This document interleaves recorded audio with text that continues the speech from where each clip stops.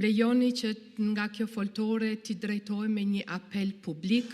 deputetëve të grupit parlamentar të LDK-s. Të nderuar deputet të LDK-s, duke e njohur pulsin, duke e njohur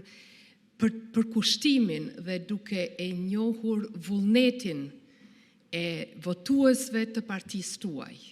më mirë ndoshta se sa ata që kanë përgjegjësi të larta në partitë e juaja, ju ftoj publikisht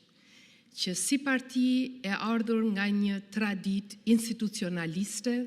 të mos bëheni bashkë me ata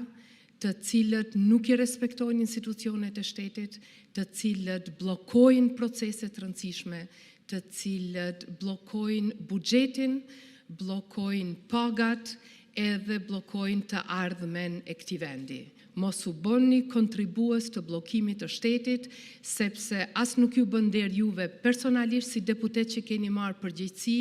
por as nuk do të ketë përkrahje tek votuesi i juaj, i cili ju fort mirë e dini se cilat pritje ka ndaj jush.